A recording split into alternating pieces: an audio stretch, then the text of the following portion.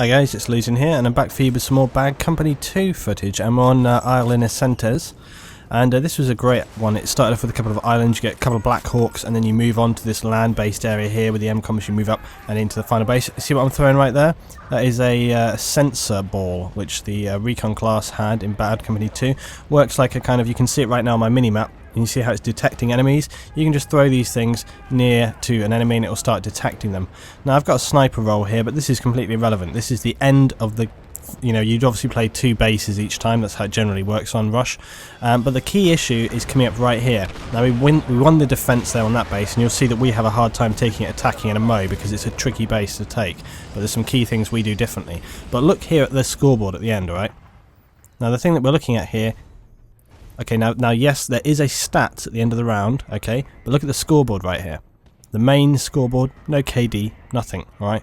It splits your thing separately, so this shows the score. It's the scoreboard, alright? It shows who won on this. So you don't have any of the other stats there. If you were to go back and look at the stats, you would have it there. Right, anyway, I just thought it's interesting that they kind of showed it in a completely different way to now, because people are always talking about stats and stuff like that, and I think it shows it in a very interesting way. Okay, so now we go on to the attack, and this is one of my favourite maps to attack, and you can see I'm taking a specific spec, my vehicle spec there at the end, and I take spec 3 for I take armour for the helicopter. Now a lot of people are going to be saying like, what, oh dear, we've got a random blueberry helicopter pilot, this could end badly. Let's see how we get on. Minigun, I had very rarely the opportunity to actually get on the minigun, which meant I didn't have a huge amount of practice time with it, mainly because I ended up piloting all the time. So let's see how we go. The best way that I found to use it was to generally fire in bursts, which is what you hear not a lot of people doing. It really took a great sort of deal of accuracy. You can see, even though I'm kind of spraying it around, get 1 kill right there. Get a 2nd kill maybe? No, it gets sniped out. Heavy machine gun guy took me down. And I wish they had these heavy machine guns back in Battlefield 3. I don't know why they took them out. It was great. On every base you'd have a couple of heavy machine gun positions. They were really excellent for like deflecting enemy and firing back down and shooting at vehicles, light armoured vehicles or anything like that, taking out air vehicles. And now we don't have that option. It's really frustrating. So many situations where helicopters could be countered, and you may remember of course that in Bad Company 2 and Bad Company 1 we didn't have any jets, so there was a lot more helicopter action going on. And I think for that reason they wanted to kind of have that sort of interaction between the ground and the air, so they had those kind of heavy mounted machine guns. So we're just waiting around here, waiting for the Blackhawks to respawn, and they're such an important part of this map because basically you have the island up there and you can see the boats sort of moving out, off they go to take the base. So you only had a couple of options really. You could take the boats, the jet skis to get there, or you could take the helicopters. And when it comes to the helicopters, it was a role that I super enjoyed. I really enjoyed playing the helicopter pilot role. It was great to be able to kind of pick up your guys, move back. You could play tactically. Were you going to drop them off? Were you going to go in low, high? How are you going to play it? And it had so much more of a role than I think I feel. Oh, helicopter back. Were we going to get it? Ah, the blue guy's not taking it, so we can grab that. Okay, let's go, let's go. Come on, come on. Okay. Now, when it comes to helicopter perks, you can either take basically the armour, or you can take the smoke. Now the smoke, what it will do is remove a tracer dart. Tracer darts were fired at your helicopter and then they could be locked onto to be shot down. The extra armour, obviously you can take a bit more of a hit, so you maybe won't get taken out with 1 missile. And I used to mix it up between the two. In this situation I've taken extra armour. The reason being, for the most part I'll need to fly in low on some of these bases to drop people off, and you generally have a bit more engagement with the ground. The tracer darts will still be coming at you, but I don't know, I just found that generally it was the better one to go with. The other reason is that with the extra armour, you get a lot more engagement by heavy machine guns, especially on this first base. This first base here, you've got a couple of heavy machine gun emplacements, particularly this one right here at the back. And I know I would always be straight on that heavy machine gun there at the beginning of the round. You can see me drop out 3rd person, just mark a target on that hill there. That was pretty smooth. But the heavy machine gun up on the hill there is going to do us so much damage, and it's really important to kind of pick your perk for the vehicle dependent. And you can see me take a hit here from missiles, so I'm down to 7%, repaired back up by my teammates.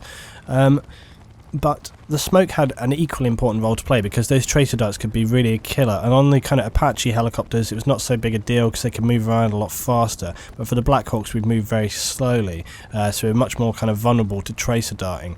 So it was an important perk to be able to take, and I would take it on certain bases, but on this base you can see I'm already taking a beating from the machine guns, and the ability to have that kind of extra hit, even if it's only sort of 2, 3, 4, it's really, really important. But the thing is, as I say, I can take one missile hit as well. So even if I'm tracer died, if I get a missile coming in on me, I can survive it. And that's the there we go. See, I'm dropping off. When you hear that warning as well as a helicopter, when you hear that beep beep beep, it's like you know it's time to bank or drop or whatever. Get out of the way of those missiles coming in. Depends if people had an AT-4 as well. A great tactic with the AT-4 when you're firing it. The AT-4 is the fly-by-wire missile. Interesting point as well is that the AT-4 is not fly-by-wire in reality, but in Bad Company 2 it was for some reason. But the AT-4 is shoulder-mounted fire missile, and you could fly it by wire, which means that you control where it moves to. Alright, so when the gunner fires it, he can kind of aim and turn it.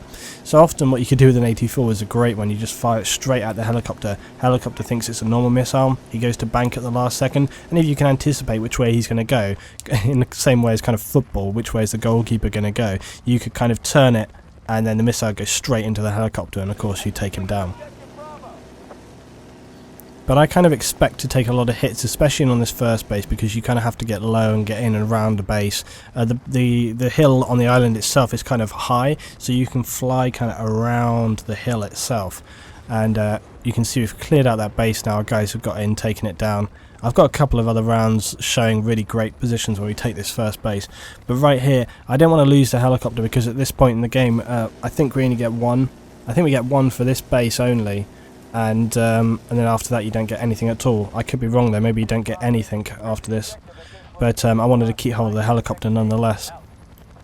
So again, we can take jet skis and boats to fly up to the base right here, but we're probably going to be moving on B first. And the important thing to remember in Bad Company 2 that people may forget is that some of the MCOMs are actually destructible.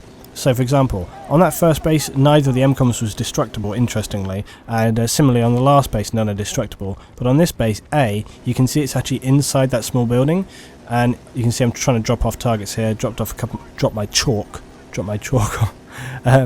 dropped two guys down on the B base. I think Brido got shot out of the helicopter. You can see him in the river there, the sea, even ocean, whatever, or lake, who knows. But you can see, as I say, the AMCOM is actually inside that building. Heavy machine gun fire missiles coming in on me, and we can destroy that building. It will take that MCOM down. A lot of people complained about this, but myself personally, I never really considered it a big deal. I was just kind of like, yeah, okay, you know that certain MCOMs and certain bases are going to go down. Some maps were worse than others for this. For example, Arica Harbour. Arica Harbour was a great map. I wish they had sort of somehow brought that back from Battlefield 3, because it's an excellent map. But Arica Harbour was a really, the first two bases had two buildings of destructible MCOMs, so the first base had one and the second base had one as well. Kind of annoyed the hell out of people, but I have to say the non-destructible MCOMs on those bases were tricky. They were really tricky, so it balanced out. It was very clever. You know, the more I think about it as well, a lot of Battlefield Bad Company 2 maps were really well designed, really well thought out in their layout and how you would approach each run, and each map was really significantly different. I have to say, I don't always feel that way with Battlefield 3. It doesn't always feel the same. The reason I was kind of taking a long time to move here is because I'm trying to see on my side. There, see how I move across? There we go. I still had a tracer dart, and so I was moving the heli to try and see my side. You could generally approach this base obviously from two ways. You don't want to come straight on. You either want to fly high on the right here or down low across the sea and then pull up, so that you can kind of try and stealth in the base a little bit here. I'm flying around the back. We're still targeting B. That's the base we want to get onto. So I'm going to fly around here, and then I'm going to drop my guys off. Okay, so what I'm actually trying to do here, I didn't want to... I'm dropping them off at the back of the base, maybe? Okay. No, I think I wanted to, but they weren't getting out of the helicopter. Because I can't think of any other reason why I would fly back there. I'm trying to jink all over the place here so that I can avoid missile locks. Because to get a missile lock as well, it wasn't just like once you got tracer dart you could fire instantly and it would just lock on. They still had to follow the helicopter for a second or two to get a lock and then fire. So by jinking left and right like that, it makes it a little bit more tricky for them to kind of lock onto you.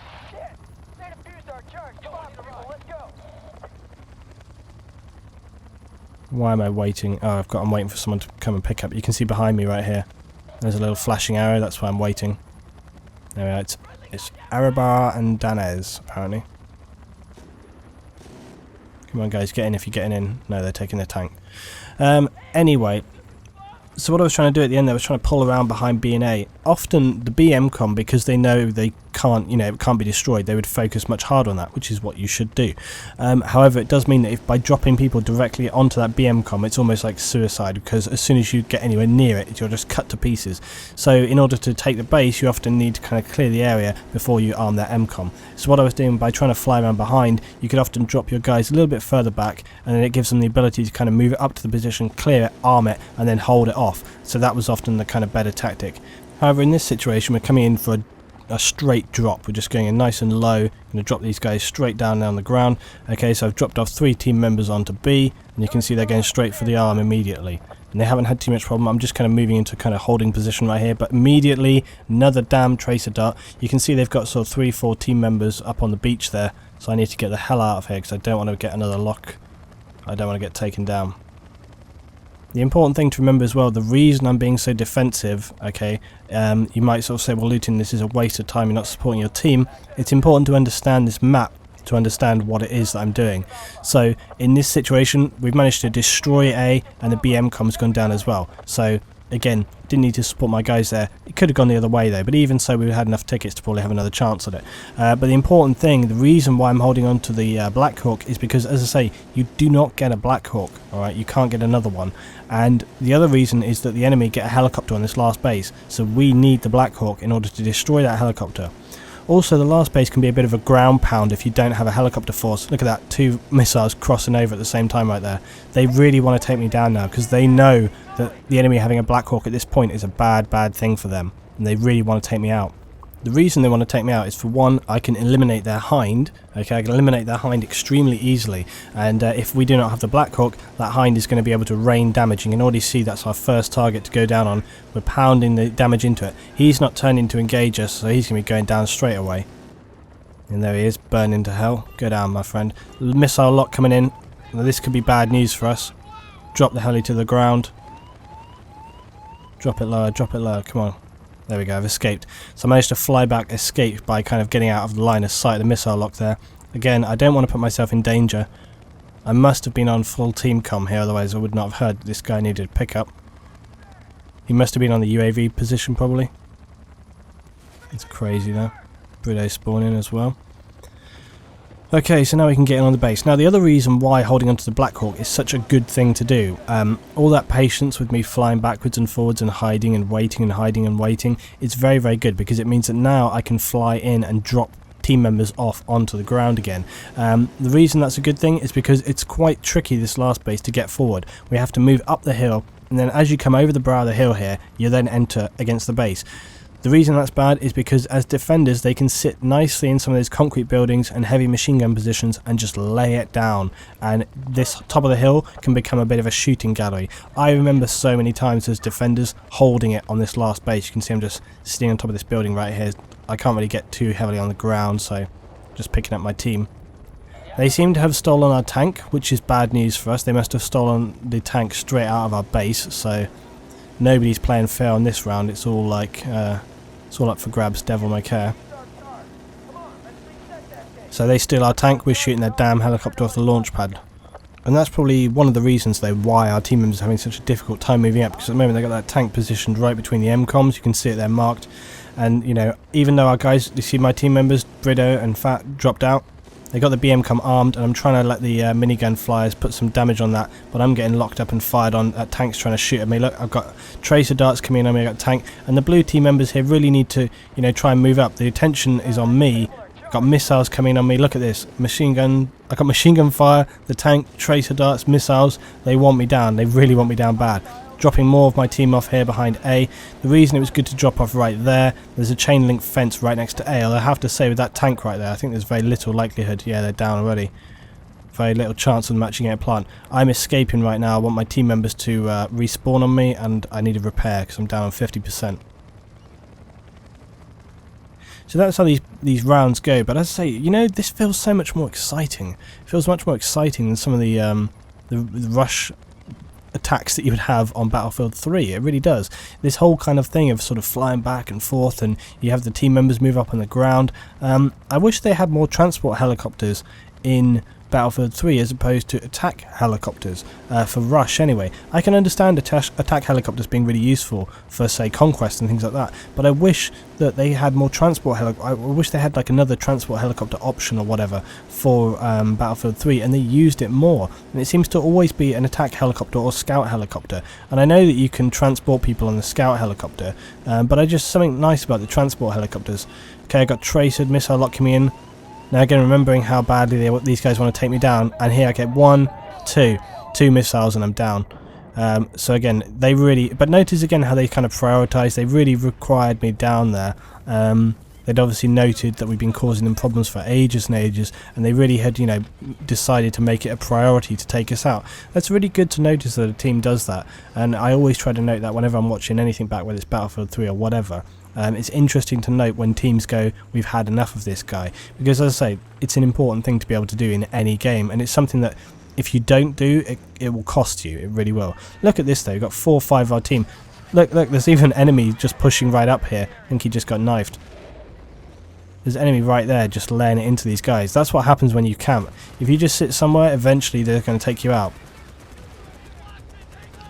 Apparently my light tank is incapable of going over the sort of half-meter little dip in the road there, so I've had to go around instead.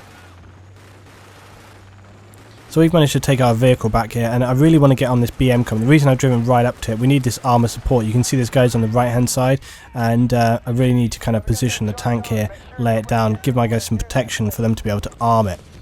The BM com is the one to generally go for on this base because it's a little bit more exposed. You can see it's got almost nothing around it to defend. The AM com, whilst exposed as well, it does have kind of concrete blocks and a bit of sandbagging around it, so it's a little bit easier to kind of get the plant. You can see my guys going straight for the arm on that, while we're laying down the defensive fire on the ground and clearing things out in general. So that's been this round again, another Bad Company 2 on Isle in the Centres. I hope you've enjoyed this one, guys. I have to say it's one of my favourite maps to play on. I really loved it. I love it because of the Blackhawk gameplay. I love it because of the general tone, feel of the map and how things go. This guy's going for the defuse, but he's not going to get it. And there we go, another round done. As I say, I hope you've enjoyed today, guys. Much more of this kind of stuff on the way if you want it. I'm not going to stop posting Battlefield 3 or anything like that. There's going to be plenty of that on the way. But I'm just going to dip in and out with Bad Company 2 whilst I still have some good old footage of that as well, because it's good stuff as always. Love the ending right here. Shame I couldn't have the Blackhawk in at the end. I always used to love flying my Blackhawk to the left here, so those the other ones came in, I'd still be in the picture. But anyway, there we go. Thanks for watching, guys, and I'll see you next time for some more Bad Company 2 or 3 filled whatever. See you next time.